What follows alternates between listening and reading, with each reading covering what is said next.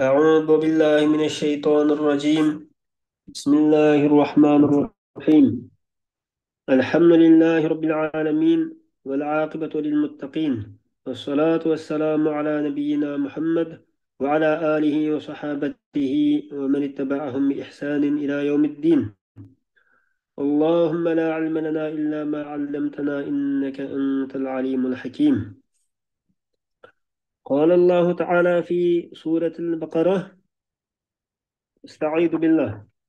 ولن ترضى عنك اليهود ولا النصارى حتى تتبع ملتهم.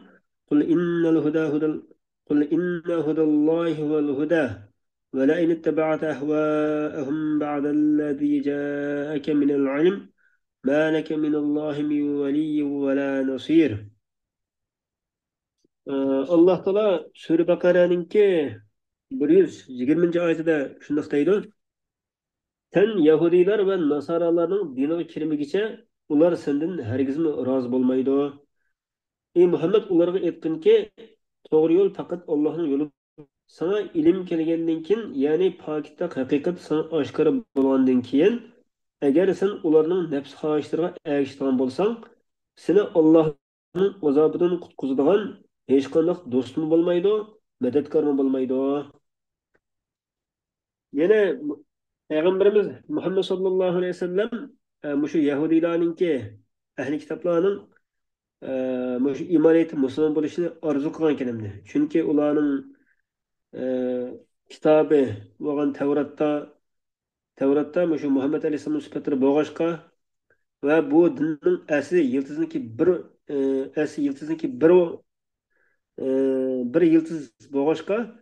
Şunu bu men ep kelgan dinga shu islom diniga qoyil bo'lib bir iymon etib qola degan orzu umidda işte degandek bir orzu umid bo'lgan chog'da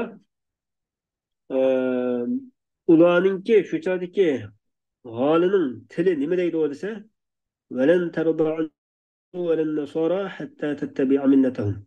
Yani sen bizga ergashmaguncha biz sana iymon etmaymiz degan bir ma'no chiqdi. Payg'ambar alayhissalom unda orzu qilgan bo'lsa-mu, u Yahudi Nasaralar sen unda orzu qilgan bilan sen baribir bizning dinimizga ergashmaguncha biz sendan rozi bo'lmaymiz, sen iymon etmaymiz degan bir ma'noni bir ifodalayapti.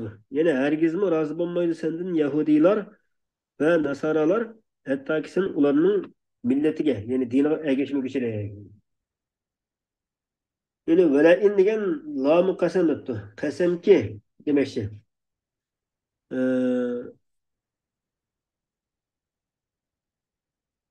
Valen taroba degan, yani hargizmi rozi bo'lmaydi sendan Yahudiylar va Nasaralar, hattoki sen ularning diniga ergashmagunchilik. Aytqinki, haqiqatan Allohning to'g'ri yo'li, ya'ni islom, u haqiqiy to'g'ri yo'ldir. Undan boshqasi hammasi ozg'unlikdir. Velain tabata, ya'ni qasamki, agar sen ergishib qolsang ularning havo havaslariga, yani ular seni chaqirgan, da'vat qilgan narsaga ergishib qolsang, yani farzand işte ergashdi deb tursak demoqchimni. Ergashgan taqdirda sana ilm kelgandan keyin, yani pokitlik hujjat, yani Allohniki vahiysi kelgandan keyin mushtaq qilib qolsang, sen uchun Allohdan boshqa hech qanday bir do'st va yordamchi bo'lmaydi. Yani seni muhofazat qilgan va seni Allohning azobidan qutqizib qolgan bir yordamchi bo'lmaydi demoqchi.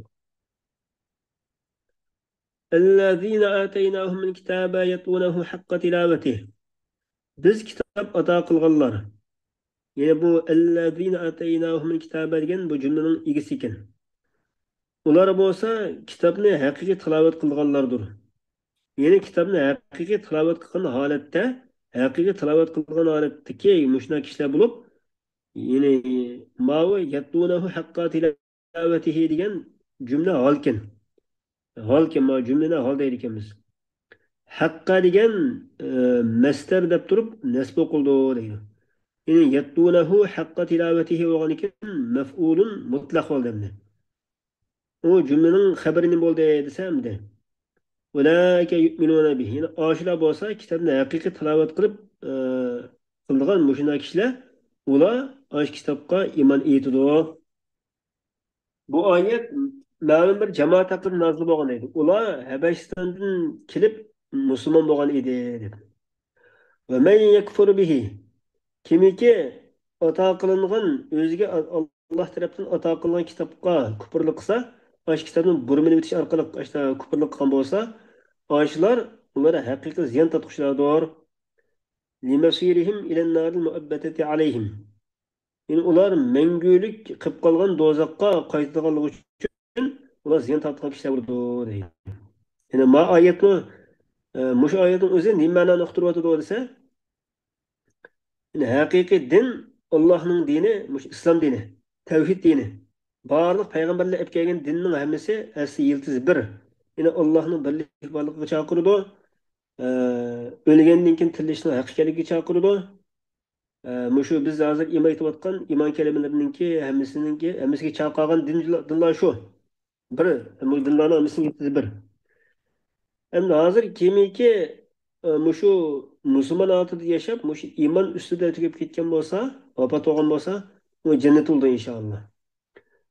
Agar qandaligi bir kishi Yahudiy bo'lsin, xristian bo'lsin yoki qaysi bir dinga e'tiqod qilib shu holatda o'lib ketgan bo'lsa, u e, iymon kalimasining ustida, tavhid aqidasining ustida o'lmagan bo'lgan ekan, u do'zaxda mangu qolishlarning qatorida bo'ldi ekan. U mayli Yahudiy bo'lsin, Nasara bo'lsin o'xshash. Biz mushta e'tiqod qilishimiz kerak ekan yani. آخر ديد الله تعالى: يا بني إسرائيل اذكروا نعمتي التي أنعمت عليكم وأني فضلتكم على العالمين. إيه إسرائيل أولاده سلا أسلام من نعمتمني كي أتا قلدم من سلرجة وسلاني تمام جهانغا جهان أهلجة جهان أهلدن أرت قلغلقمني يعني فزيلت قلغلقمني أسلام مش نعمتن أسلام يعني ötmüşte أسلام شنو قانيدم. Bu ayet ilgili ma Sure Bakara'nın 5'de bir kıdım ötkendeydi. Vettaku korkun asla yine şuna bir kündün ki la teczi nefsun an nefsin şey'a. Bir hacet kılalmaydı her kandak bir can yeni bir candın. Yani her kanda bir kişi yeni bir kişiden meyli o kişi özünün bizden dadımız olsun ya anımız olsun ya balçaklarımız olsun her kanda bir kişi yeni bir kişiden o kıyamet günü de hiç dimini bir hacet kılanmaydı. Ve o candan hech qanday bir fidya, adilgan fidya qabul qilinmaydi. Va la tanfa'u shafa'a va uningga shafaat manfaat qilmaydi. Va ular yordamga erisholmaydi. Yani Allohning azobidan cheklanadigan, yani cheklanmaydi demek ekan. Allohning azobidan ular saqlanib qilinmaydi. Yani qiyomat kunisida e, shafaat qilish masalasida endi Alloh taolo izn bergan kishilarga qiyomat kuni shafaat qila olar ekan. Mesela peygamberler şefaat kılalaydı. Salih takvadar insanlar şefaat kılalaydı. Şehitler şefaat kılalaydı. Kari Kur'anlar şefaat kılalaydı.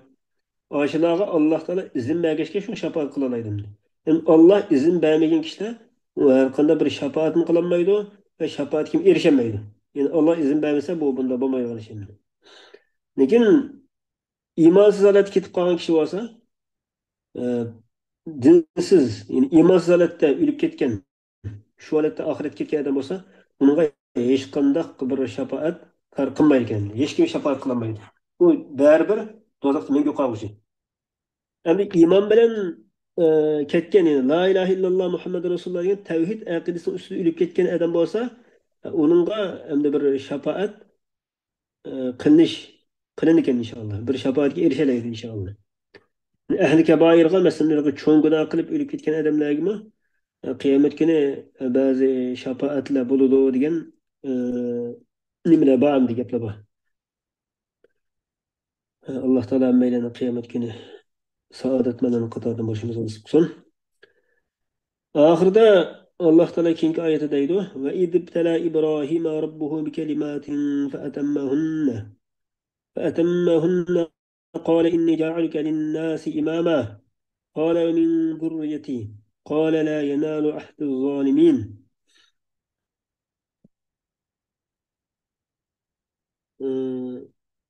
Öz vaqtida Ibrohimni Parvardigori bir qancha amrlar, ya'ni shariat takliflari bilan sinadi. Ibrohim ularni bajo keltirdi. Alloh uningga seni cho'qin kishilarga dinni peshvo qilaman dedi. Ibrohim mening bir qism avlodimni peshvo qilsang dedi. alloh taolo mening peshvo qilish ahdimga zolimlar ya'ni kofirlar erisholmaydi dedi. Yine öz vaqtida qildik ya esligin sen uzkur iz degan uzkur degan manda esligin senida alloh taolo ibrohimni yana bir qirada ibrohima deb o'qilgan edi. Parvardigori bir qancha kalimalar bilan senidi. Ya'ni kalimat degandan maqsad buyruq va cheklimlarga taklif qildi alloh taolo ibrohim alayhissalomni shu buyruqlarga va cheklimlarga. Yana bir qarashda alloh taolo ibrohim alayhissalomni taklif qilgan sinagan kalimalar bo'lsa haj faoliyatlaridir deyilgan deydi. Yana bir qarashda bu eg'izga suv ilish, burunga suv ilish, misvok ishiltish, burutni ilish va boshni, chashni o'ttirisidan ayirish, tirnoqlarni ilish, qo'ltiqning tukini ilish, avratning tukini tushiritish, xatni qilish va istinjo qilish qatorliqlardir. Mushu bilan alloh taolo mushu buyruqlarni ibrohim alayhissalomga buyurgan demek ekan. Buyursa ibrohim alayhissalom u Allohning buyruqlarini to'liq bajo keltirdi dedi. Etti alloh taolo ibrohim alayhissalomga inni ja'aluka lin-nasi imama. Men seni kishilarga bir yo'lboshchi, imom qilaman, ya'ni dinda peshvo qilaman dedi. Deganda etti ibrohim alayhissalom mening avlodlarimdan qilgan bo'lsa, yana men ibrohim alayhissalom yaxshilikqa noit yerisiman zot bo'lg'achqa alloh taolo seni dinni peshvo qilaman desa darhollam lakin alloh taologa shu darhol qanday bir duoni qilsak shu zaman ijobat qilgan zot hamda undan keyin ibrohim alayhissalom chaqqan kelib undan so'ng mening avlodlarimdan bir ashta dinni peshvo bo'lganlarni qilgan bo'lsang degan chog'da alloh taolo nima debdi desa la yanalu ahdu zolimin debdi. Meningki bu dinni peshvo bo'lish bu ahdimga zolimlar erisholmaydi. Mening bu ahdim zolimlarga yetmaydi. Zolimlardan murod kofirlar deydi. Yine alloh taolo hammani bildigan zot bo'lg'achqa hamma narsani masalan bundan burun bo'lib qolgan ishlarni biladi, bundan keyin to qiyomat kunigacha bo'lgan ishlarni hammasini bildigan zot hamda. Endi ibrohim alayhissalomning avlodlarining ichida ashta bir zolimlarning va kofir kishilarning keldiganligini alloh taolo bildigan bo'lg'achqa shu alloh taolo ibrohim alayhissalomga da'vat etdi. Sening duoyingni ijobat qilaman demoqchi. Mayadagi holning tili nima deydi desamda ibrohim alayhissalomga sening duoyingni ijobat qilaman. Lekin meningki bu dinni peshvo bo'lish ishimga zolimlar yetolmaydi emasmi? Zolimlar buni erisholmaydi emasmi? Deb buni deyapti. Sening avlodingdan bu ishlar insonlarni chiqirib deganni uqtirib qo'yapti deb yerdi. Dalla ala annahu yanalu ghayra zolim. Bu nimaga dalolat qildi desa, bu dinni peshvo bo'lish, dinda yo'lboshchi bo'lish ishi zolim bo'lmagan odamlar erishadigan ishdir deganga dalolat qildi deydi. Endi mush oyat qartan qanda bir fiqhiy hukmlar chiqar ekan desa, endi shu xalifa bo'lish, davlat raisi bo'lish, masalan, musulmon davlatning raisi bo'lgan kishilar cho'qim solih taqvomida odamlar bo'lish kerak deb qarayotgan bir qism olimlar. Endi ko'pincha ulamolarning ko'z qarashi nima ekan degan chog'da endi zolim davlat raisi masalan shu yo'lboshchi bo'lgan kishi agar zolim bo'lgan taqdirdami uningga qarshi chiqqandan uningga itoat qilish afzal deb qaraydi ekan. Endi olimlar ko'z qarashi oldingi birinchi ko'z qarashga olimlar mush oyatni to'g'risi qilib tushunibdilar. Cho'qim bu yo'lboshchi davlat raisi bo'lgan kishi odil solih kishi bo'lishi kerak, fosiq bo'lmasi kerak deb qaraydi ekan yani. Hem keyingi oyatda va iz ja'alnal bayta mathabatan lin-nasi va amna. Biz Ka'bani kishilar uchun bir qo'yilgan joy qildik deydi. O'z vaqtida biz Ka'bani kishilar uchun jam bo'lgan joy va aman joy qilib turdik. Kishilarga maqomi Ibrohimni namozgoh qilinglar, ya'ni shu yerda namoz o'qinglar dedik. İbrahim bilan Ismoilga uyimni, ya'ni Ka'bamni tavob qiluvchilar, e'tikofda o'tirg'uvchilar, ruku qilguvchilar, sajda qilguvchilar uchun pok tutishni buyurdik. Yine el beyt murad el Kabe. Mesabetil linnasi degan marjan. Yine qaytadigan joy qildik. Kishilar har tarafdan shu Kabe'ga qalbi talpinib ashta kelib turdi. Va amna degani ma'manan lahum. Ular uchun yani zulmdan ve başka joylarda bo'lib turgan turli hujumlardan, e, ig'oratlardan xotirjam bo'lgan shunday joy qildik deydi. Bir kishi o'zining dadisini o'tdagan qotilni uchirib qolsa, shu Ka'bada haramning doirasida uni hujum qilmaydi deydi. Vattaxidu min maqami Ibrohima musalla. Ey insonlar, sizlar maqomi Ibrohimni namozgoh qilinglar. Bu maqomi Ibrohim degan Ka'bani, Beytullohni bino qilgan vaqtda İbrahim alayhissalom bilan shu Ismoil alayhissalom tubida dastlab turgan tosh shu deydi. Musalla degan makani solatin, namoz o'qiydigan o'rin qilinglar. Bi an sallu xalfahu rak'atay tavafi. Shu maqomi Ibrohimning orqasida tavof namozini o'qishinglar orqali. Demak, tavof qilgan odam Ka'bani shu 7 qatim aylanib tavof qilib bo'lgandan keyin shu maqomi Ibrohimninki kayniga o'tib turib, tavofning 2 rakat namozni shu yerda o'qishi sunnat hamda. Yana bir qiroatda xo harfining fathasi bilan o'qilgan edi. Vattahadu deb buni o'qilgan. خبر وعهدنا إلى إبراهيم وإسماعيل أن طهر بيتي للطائفين والعاكفين والركع السجود. Yani buyurduk biz İbrahim ile İsmail'ne benim üyümne, yani Kabe'ne butlardan paklanla. Kimler için ise tavaf kılmışlar için ve aşağıda mukum turup etikapta oturganlar için, ruku kıldıgan ve secde kıldıganlar için. Rukka degan raka'nın köpük keleydi. E, Sujud degan sajidning köpük ekan. Yani namoz o'qishlar, yani ruku qilishi, secde qilishi degan murod aşağıda namoz o'qiydiganlar uchun demoqchi. Endi shu Kabe'da tavob qilish afzalmi yoki namoz o'qish afzalmi degan masalada ba'zi olimlar shu Kabe haramning doirasida turgan, muqim turgan haram aholisi uchun e, ularga namoz o'qish afzal deb qaraydi ekan. Lekin sirtdan kelganlar bo'lsa, ularga nisbatan tavob qilish afzal deb qaraydi ekan. Chunki sirtdan kelganlar endi u degan shu Kabening boshqa joyda bo'lmaydigan bo'lganligi uchun Ataydan kelgan chog'da shu tavobni qarab qilib olsa yaxshi demoqchi bo'lgan. Buni olimlar orasidagi ixtilof emas ekan.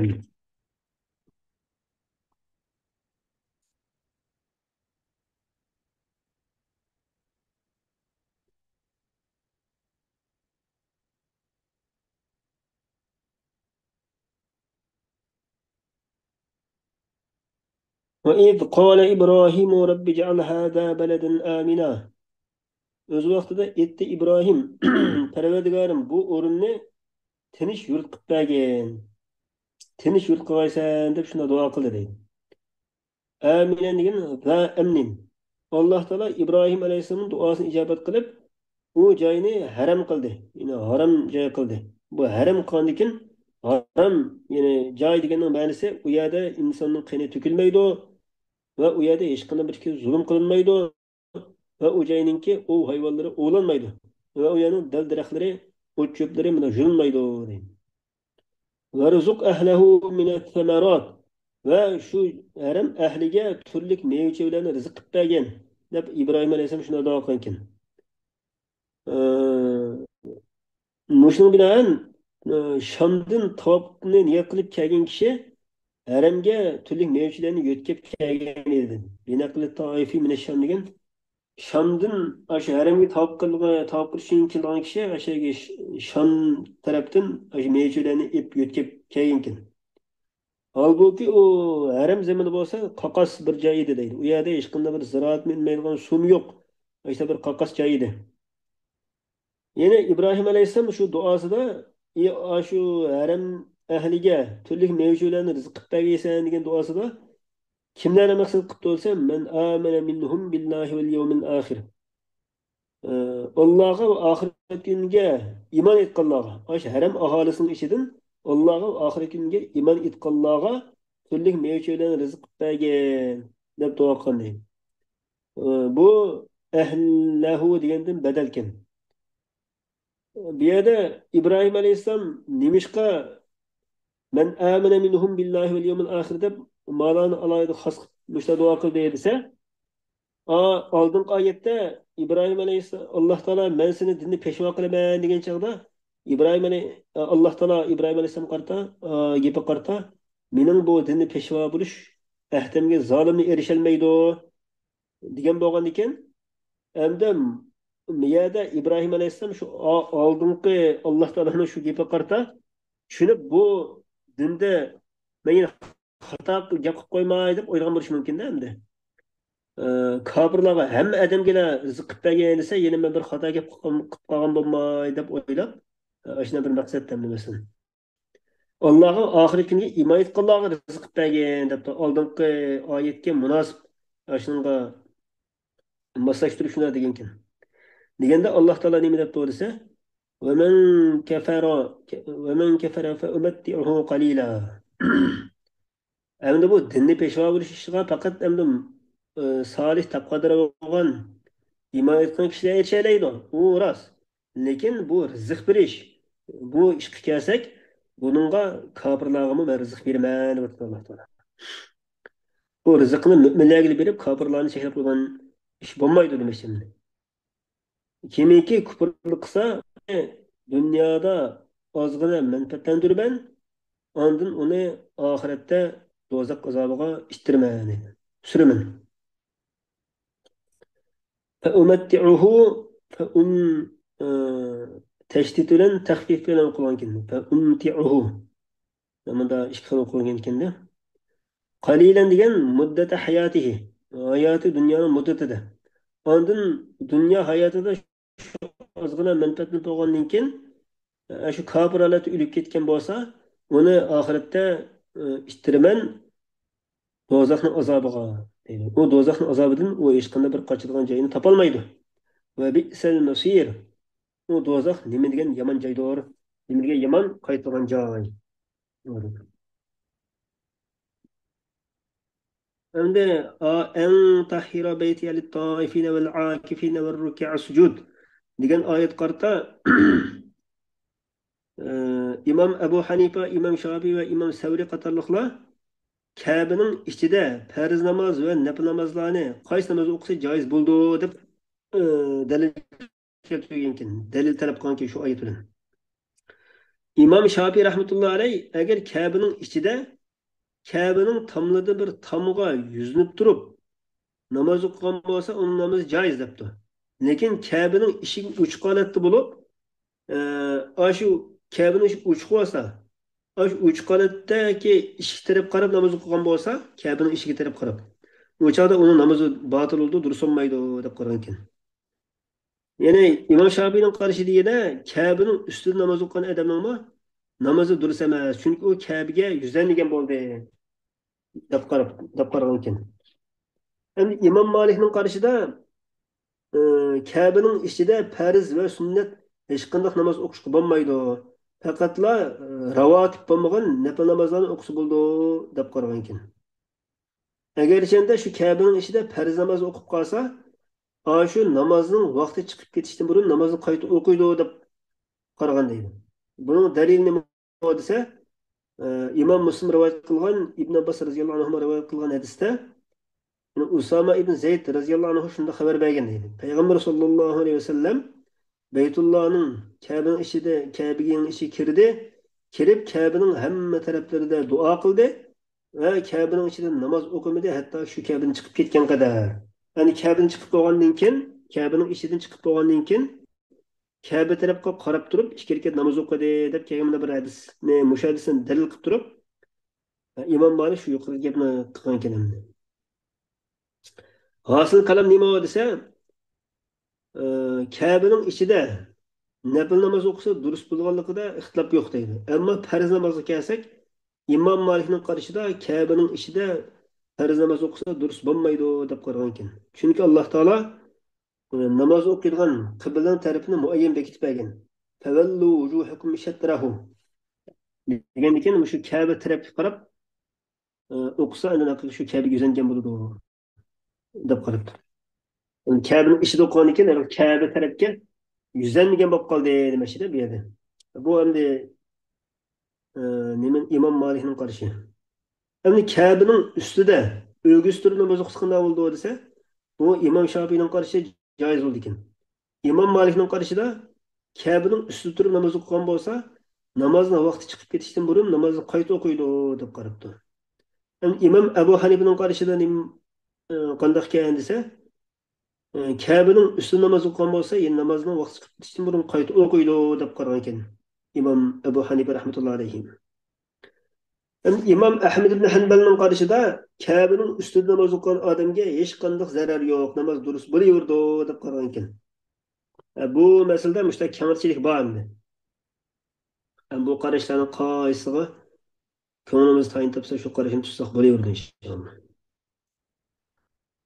Endi Ka'bada, Baytullohdan namoz o'qish afzalmi yoki tavof qilish afzalmi degan masalada olimlar har xil ko'z qarashda bo'lgan deydi. Imom Malikning qarashida boshqa yurtdan kelgan odamlarga nisbatan tavof qilish afzal debdi. Chunki ular haramni ketib qolsalar tavof qilolmagan ekan. Endi Makka ahliga nisbatan shu Makkada muqim turgan odamlarga nisbatan namoz o'qish afzal ekan. Jumhur olimlarning qarashida bo'lsa, Ka'bada namoz o'qish afzal. Ya'ni shu Masjidil Haramning ichida namoz o'qish afzal demoqchi. Chunki Ka'bada Masjidil Haramda o'qilgan bir rakat namoz Masjidil Nabaviy va Masjidil Aqsodan boshqa dunyoning har qanday joyida o'qilgan 100 ming rakat namozdan afzal degan sahih hadis bor. Alloh taolo maydan shu haramga erib tavob qilishimizga va namoz o'qishimizga nasib qilsin. وآخر دعوانا الحمد لله رب العالمين.